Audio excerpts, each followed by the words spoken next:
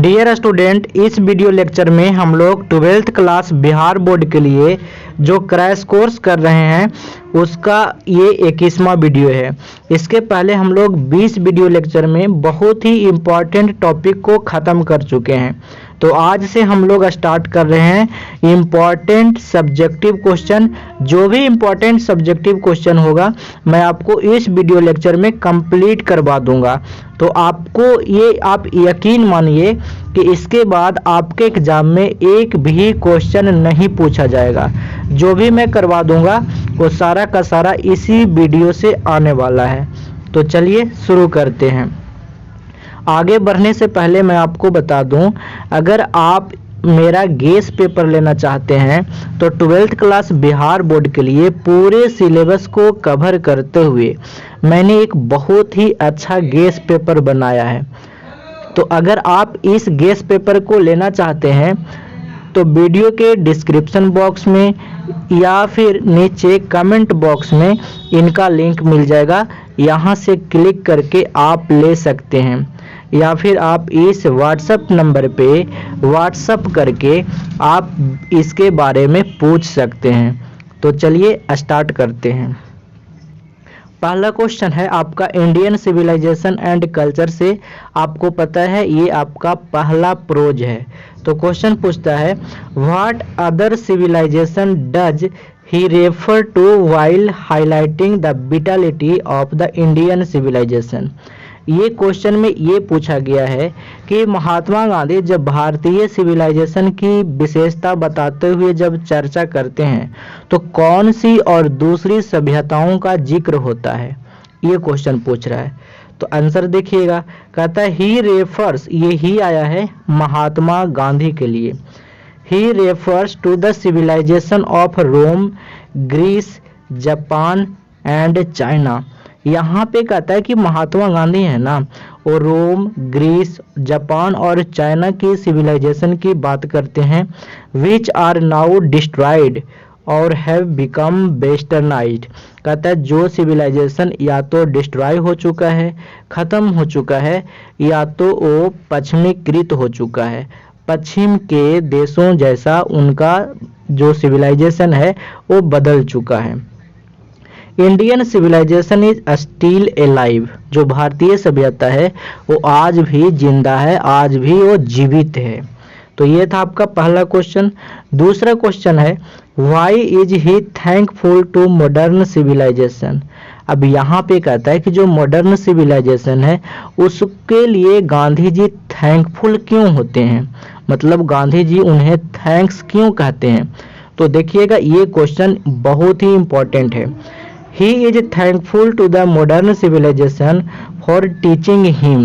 अब यहाँ पे कहता है कि जो गांधी जी हैं ना वो मॉडर्न सिविलाइजेशन को थैंक्स इसीलिए बोलते हैं क्योंकि उनको वो सिविलाइजेशन सिखाया है, टीच किया है क्या, to discard at any cost, कि हर हालत में, मतलब किसी भी हालत में मॉडर्न सिविलाइजेशन को डिस्कार्ड करना चाहिए, उसे नज़रअंदाज कर ही देना चाहिए, उसे त्याग ही देना चाहिए। तीसरा क्वेश्चन है why does Gandhi ji say that mind is a restless bird, what makes the mind restless. अब जो ये क्वेश्चन है ना आपके एग्जाम के लिए काफ़ी इम्पोर्टेंट है, कहें तो पूरे प्रोज का सबसे इम्पोर्टेंट क्वेश्चन यही है।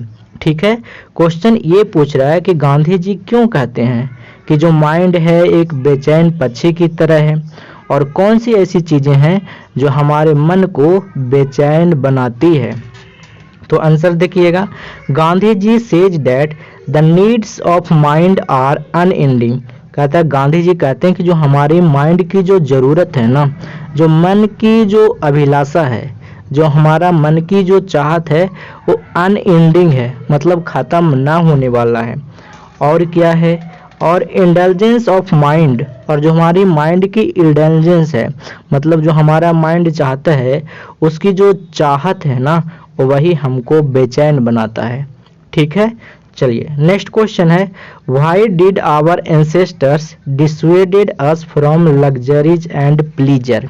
ये भी क्वेश्चन काफ़ी इंपॉर्टेंट है और ये क्वेश्चन 2019 में पूछा हुआ भी है। अब ये क्वेश्चन कहता है कि हमारे पूर्वजों ने हमें ऐशो आराम और विलासितापूर्ण जिंदगी से दूर क्यों रखा? क्या उन लोगों ने ये सही किया? Did they do the right thing? तो अब आंसर देखिएगा।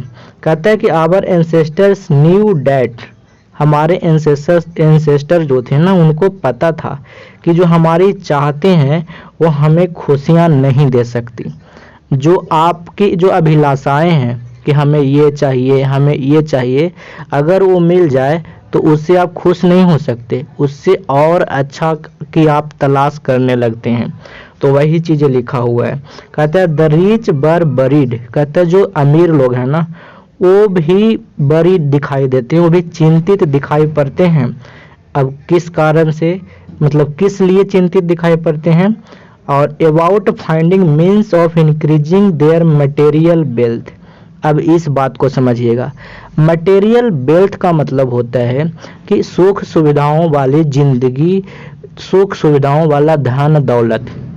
जैसे किसी के पास फ्रिज है, कूलर है, टीवी है, एसी है, तो उनके पास क्या है? मटेरियल वेल्थ है। तो कहता है कि जो अमीर जो लोग हैं ना, वो मटेरियल वेल्थ की साधन मिल जाने के बाद भी, मतलब उनके पास ये सब होने के बाद भी वो चिंतित होते हैं। ठीक है, तो कहता है कि यही कारण है, क्योंकि ये सारी चीज़ें ना हमें और चाहिए और चाहिए, असंतुष्टि का कारण बनता है और हमें गुलाम भी बनाता है और हमें आलसी भी बनाता है। आप देख लीजिए, आपके अगर आपको एक दिन फ़ोन नहीं मिलता है जिस पे आप वीडियो देखते हैं तो आपकी हालत क्या होगी? मन लगेगा नहीं ना, तो आप इनके गुलाम हो चुके हो। तो कहता है our ancestor dissuaded us from luxuries and pleasures.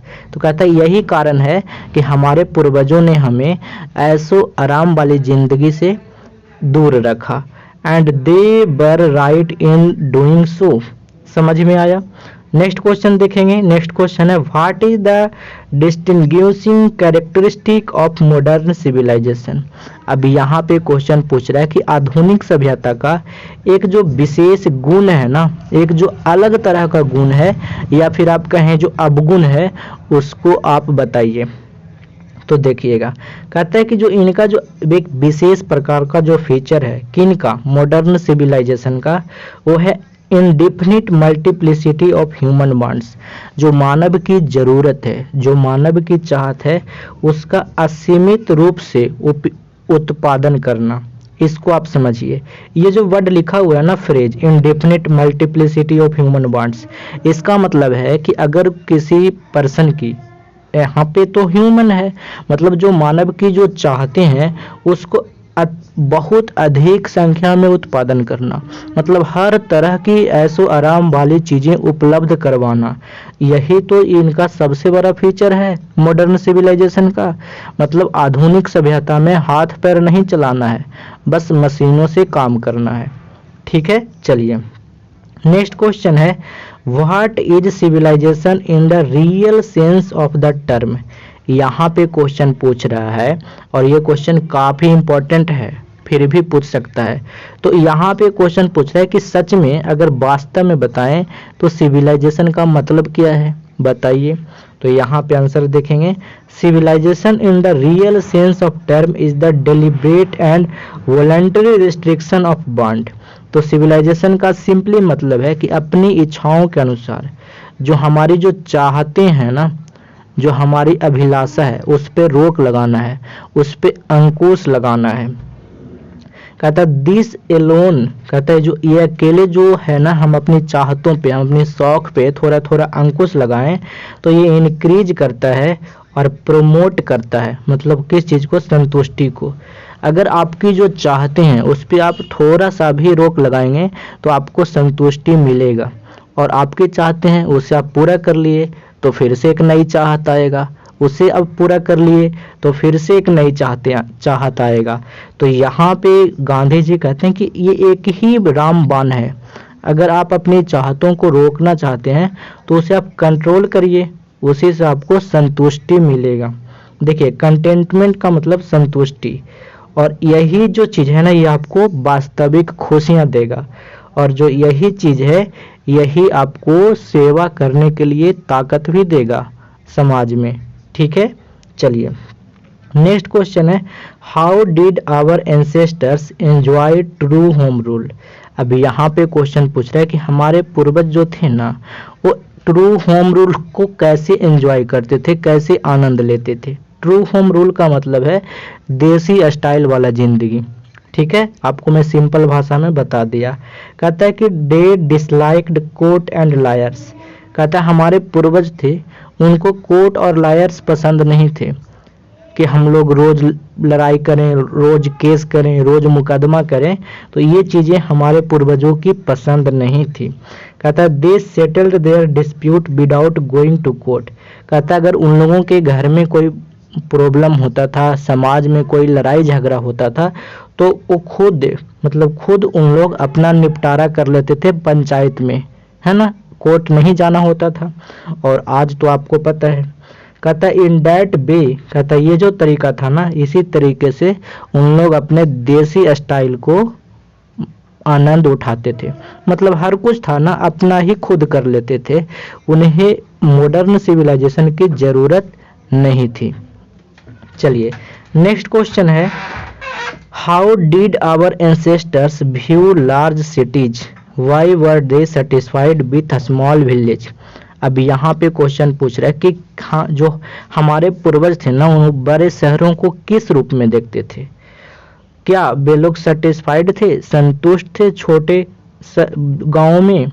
तो अब इसका आंसर देखिएगा। कहता है they viewed large cities as snares and useless इनकम्ब्रेस।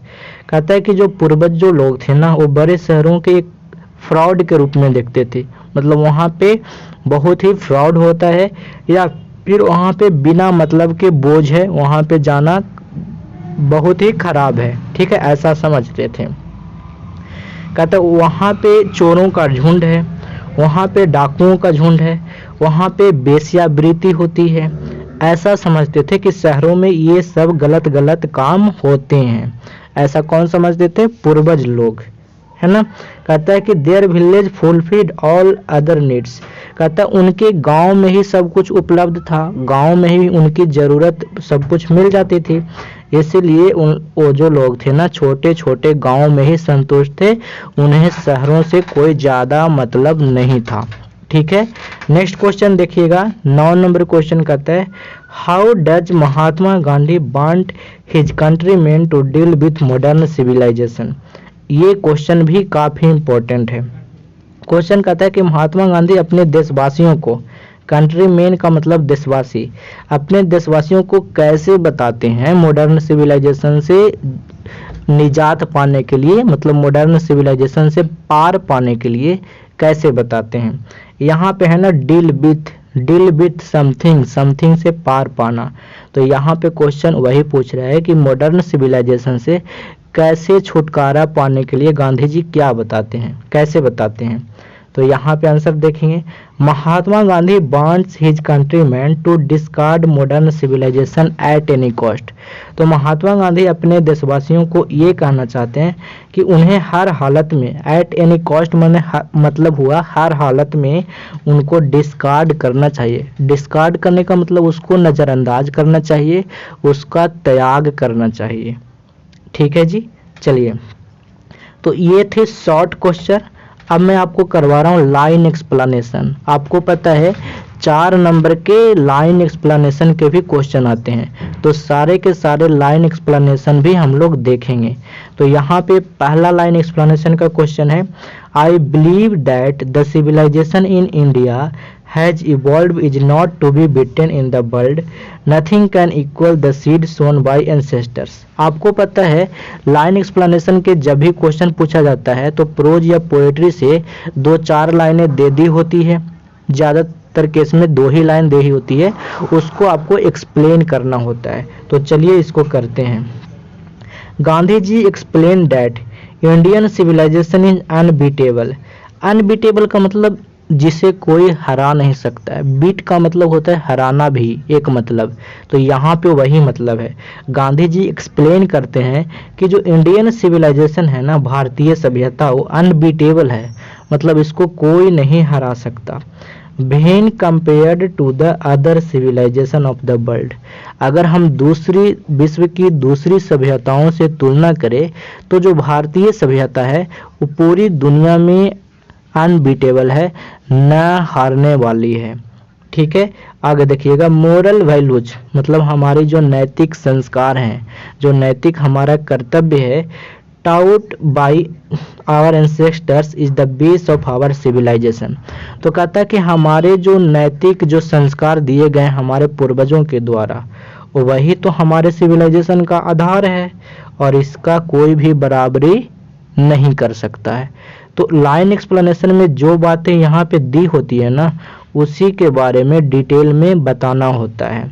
और ये मैं गेस पेपर से कट करके लाया हूँ, तो यहाँ पे कुछ कम है। मैंने आपको बताया है कि लाइन एक्सप्लेनेशन कैसे करना है। पहले तो ये बताना है कि ये लाइन कहाँ से लिया गया है। तो पता है, यहाँ पे 2 लाइन और भर जाएगा। यहाँ पे लिखना होगा, these lines have been taken from the approach Indian civilization and culture which has been written by our forefather Mahatma Gandhi. उसके बाद ये लाइन स्टार्ट करना है। इस तरह से लिखेंगे ना तो आपका एग्जामिनर आपको ज़्यादा नंबर देगा। वो लिखने की एक बहुत ही अच्छी स्टाइल है जो मैं आपको करवाया हूँ। तो अगर आप उसको देखना चाहते हैं तो आप यूट्यूब पे डायरेक्ट सर्च कर देंगे लाइन एक्सप्लेनेशन बाय बीरबल प्रसाद सर, आपको कोई भी वीडियो मिल जाएगा, उसे देख लीजिए, उसमें मैंने डिटेल में बताया है। ठीक है, यहाँ पे मैं आपको इम्पोर्टेंट क्वेश्चन सिर्फ करवा रहा हूँ। दूसरा इंपॉर्टेंट क्वेश्चन है लाइन एक्सप्लेनेशन का, civilisation is that mode of conduct which points out to man the path of duty. अब यहाँ पे कहता है कि जो सिविलाइजेशन है ना, एक ऐसी विचार है जो कि मानव की जो कर्तव्य है ना उसके पाथ को बताता है, उसके रास्ता को बताता है। तो इसको कैसे एक्सप्लेन करेंगे? तो सबसे पहले तो वही लिखेंगे कि this line has been taken from the approach Indian civilization and culture which has been written by Mahatma Gandhi. मतलब यह लाइन हमारी approach Indian civilization and culture से ली गई है, जिसको महात्मा गांधी ने लिखा है। उसके बाद यहाँ से स्टार्ट करेंगे। ठीक है, उसके बाद लिखेंगे ये इसका मतलब क्या है, ये लाइन का मतलब क्या है।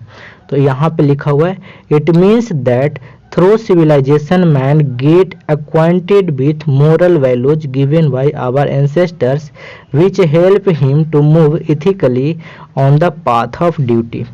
यहाँ पे कहना चाहता है कि इसका मतलब ये है, सिविलाइजेशन का मतलब कि इससे हमारी मोरल वैल्यू का पता चलता है, हमारे संस्कार का पता चलता है जो हमारे पूर्वजों ने दिया है, जो हेल्प करता है हमें अपने कर्तव्य के पथ पर चलने के लिए।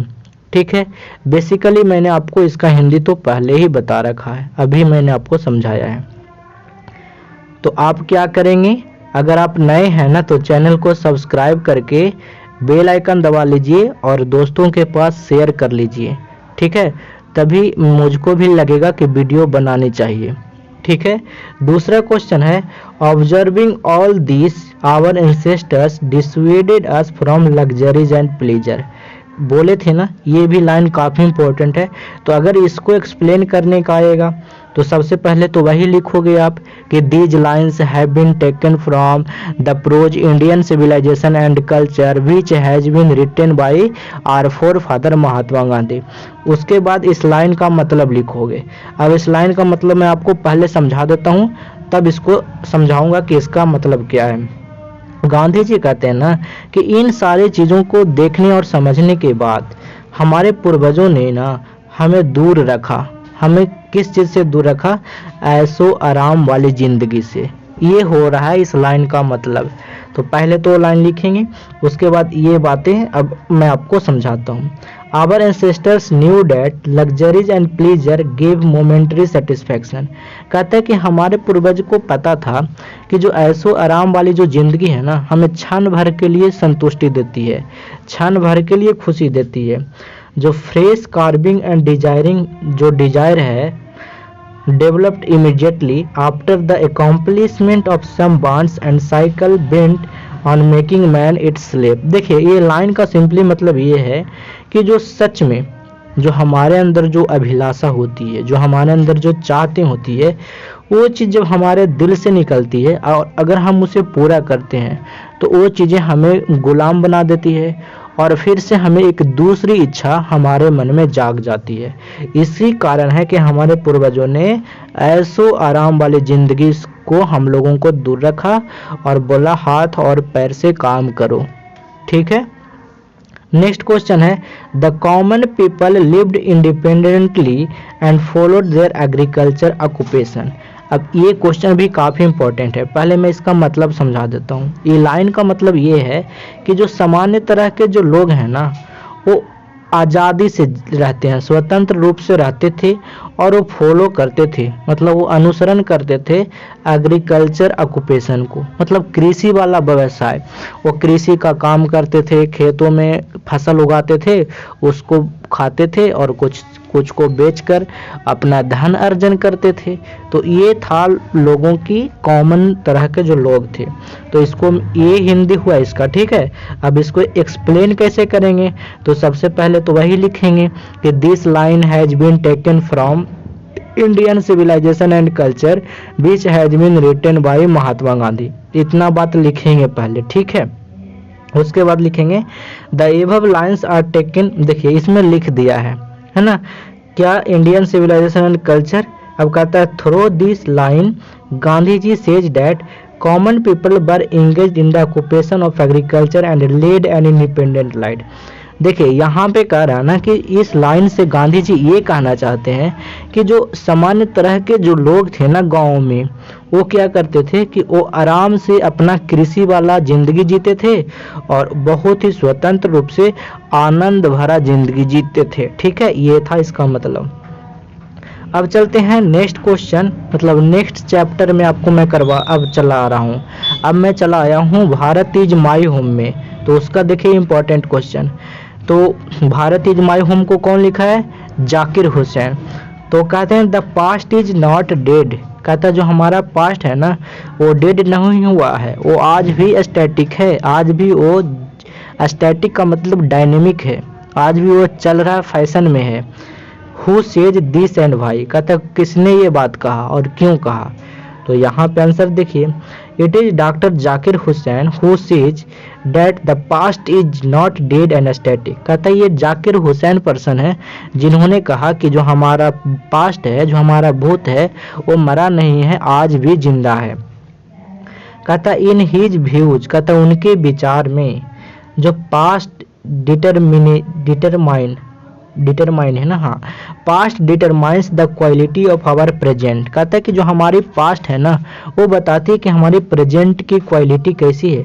And the prospects of the future, और फ्यूचर के लिए प्रोस्पेक्ट्स करती है, मतलब फ्यूचर के लिए आगे रास्ता दिखाती है। ठीक है, चलिए अगला देखिएगा। कहता है the editorial policy of a popular daily is controlled by two chief factor which are they explain. ये क्वेश्चन आपको इस चैप्टर से नहीं है, ये पता है how free is the press से है, तो इसको यहाँ पे नहीं करवाता हूँ। आते हैं यहाँ पे। कहता है in what contest does doctor Zakir Hussain से भारत इज माई होम। कहता है कौन से कंटेस्ट में डॉक्टर जाकिर हुसैन कहते हैं कि भारत मेरा घर है। तो मैंने आपको डिटेल में पढ़ाया था, यहाँ पे भी समझा देता हूँ। कहता है doctor Zakir Hussain understand that India is made up of A variety of people. कहता है कि भारत इज माई होम जो है ना, डॉक्टर जाकिर हुसैन की समझदारी से ये था कि इंडिया में बहुत तरह के लोग रहते हैं, बहुत तरह की जातियाँ रहती है, बहुत तरह की उपजातियाँ रहती है और बहुत तरह के अलग अलग तरह के लोग भाषा बोलने वाले रहते हैं।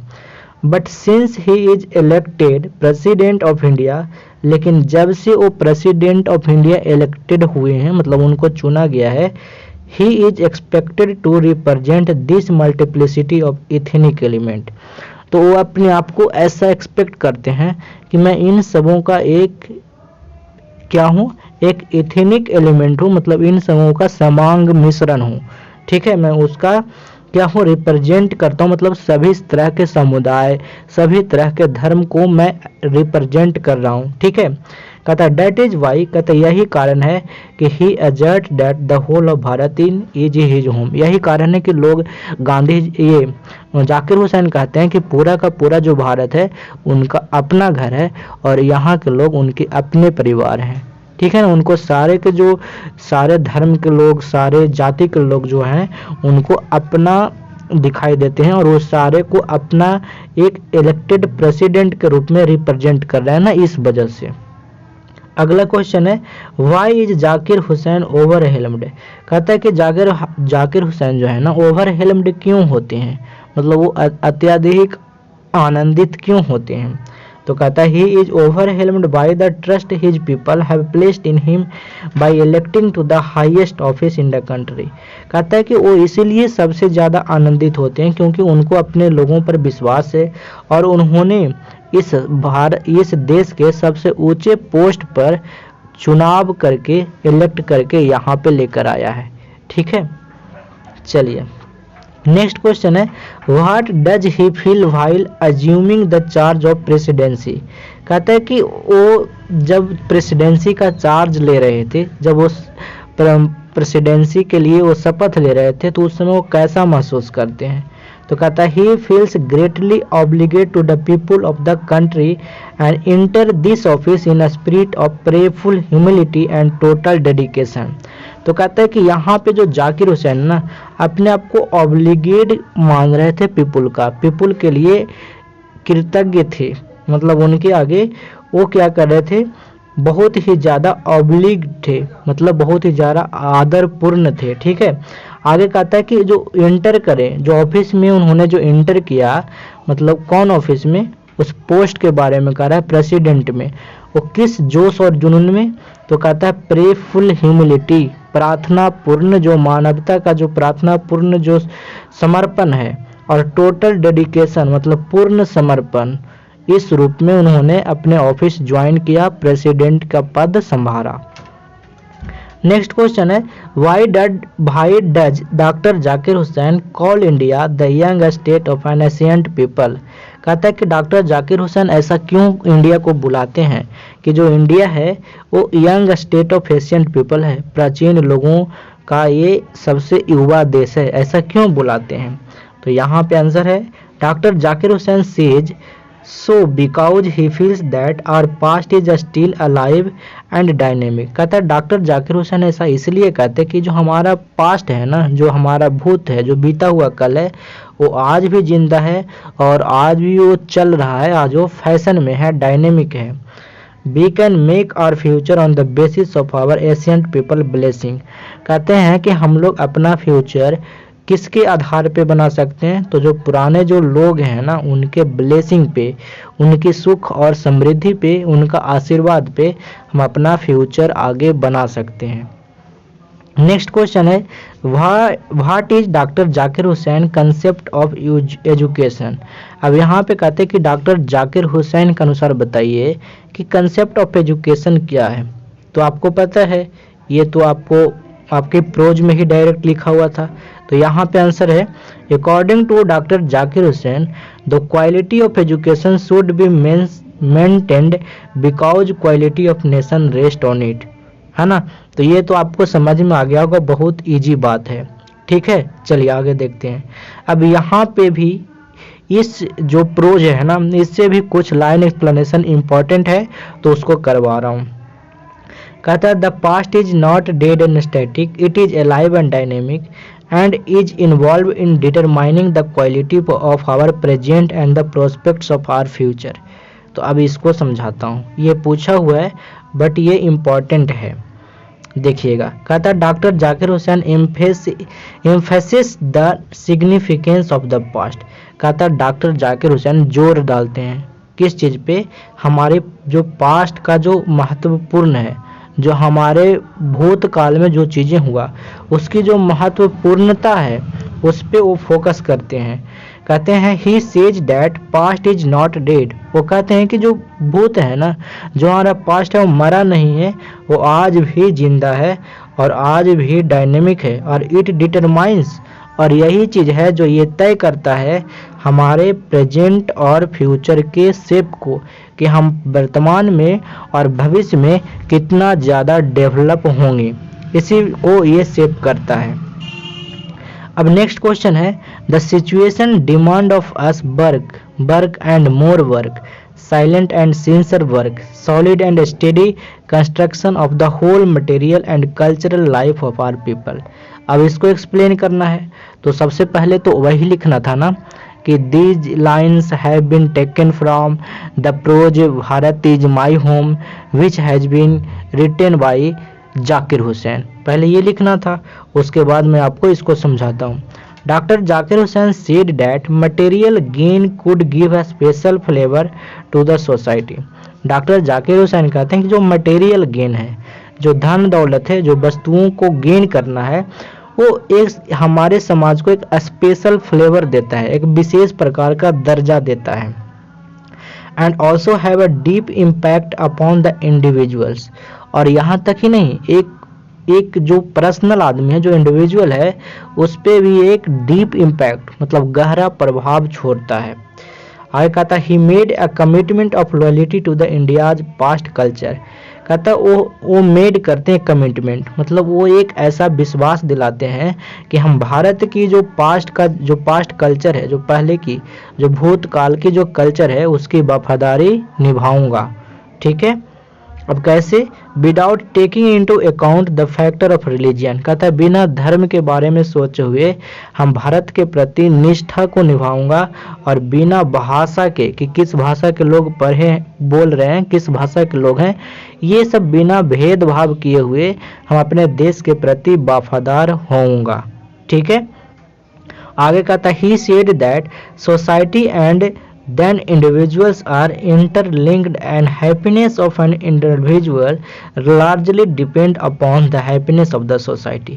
देखिए ये क्वेश्चन बहुत अच्छा है। ये लाइन कहता है, वो कहते हैं कि हमारी जो सोसाइटी है ना, और सोसाइटी में काम करने वाले जो पर्सनल हैं, इंडिविजुअल जो हैं, एक एक आदमी जो है, वो एक दूसरे से जुड़े हुए हैं, और जो हमारी ये खुशियाँ हैं, जो हैप्पीनेस है, वो भी एक दूसरे पे डिपेंड करती है, हमारे समाज पे।